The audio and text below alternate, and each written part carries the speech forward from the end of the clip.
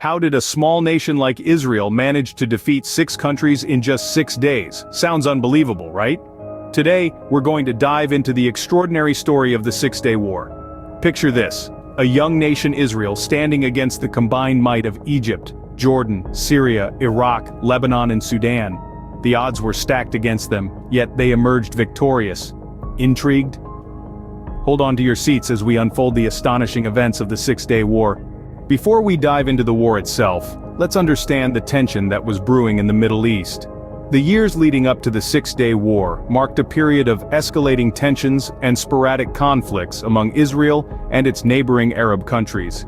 These conflicts were fueled by long-standing territorial disputes and the political unrest of the Cold War era. The pivotal moment came in May 1967, when Egyptian President Gamal Abdel Nasser ordered the United Nations Emergency Force out of Sinai, a move that was seen as a clear provocation. At the same time, Arab nations, including Jordan and Syria, were ramping up their military presence along Israel's borders, signaling their readiness for a confrontation. The situation was further aggravated by a pact of mutual defense signed between Egypt, Syria, and Jordan. This pact effectively encircled Israel with a formidable force, stoking the already burning embers of conflict. With the stage set for war, Israel found itself surrounded by enemies ready to strike. In the face of imminent danger, Israel made a bold and decisive move. The morning of June 5, 1967 marked the launch of Operation Focus, a preemptive airstrike of unprecedented scale. Israel, understanding the gravity of the situation, knew they had to act first and act decisively. And that's exactly what they did.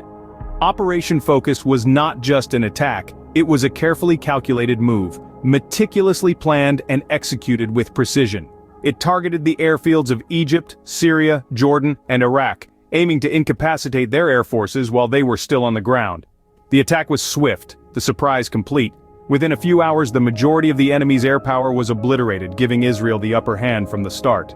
By taking the initiative, Israel had significantly weakened the opposing forces, but the war was far from over. With the skies cleared, Israel turned its attention to the ground. Shifting gears, Israel's focus was now on the terrestrial battlefields. The Sinai Peninsula, the West Bank, and the Golan Heights became the stages for some of the most decisive encounters of this conflict. The Israeli forces, although outnumbered, were not outmaneuvered. Their strategy? Quick, decisive action, coupled with a deep understanding of their enemy's weaknesses. In Sinai, the Israeli forces used a combination of speed, surprise, and sheer audacity. They pushed through the Egyptian defenses, exploiting gaps and bypassing strongholds, moving swiftly towards the Suez Canal. They were like a whirlwind, leaving their adversaries in a state of confusion and disarray. Over in the West Bank, the strategy was slightly different. Here they relied on precise coordination and control. They used their intimate knowledge of the terrain to their advantage, striking at the heart of Jordanian defenses and swiftly capturing key cities. Up in the Golan Heights, the Israelis faced a formidable Syrian force, but they were undeterred. They used a combination of daring infantry assaults and tank charges to overrun the Syrian defenses, capturing this strategic high ground. Throughout these battles, the Israelis displayed a remarkable level of tactical ingenuity and operational flexibility. They adapted, they improvised, and they overcame. In a matter of days, Israel had managed to turn the tide of war in its favor. In just 6 days, Israel had achieved a stunning victory. But what does this all mean?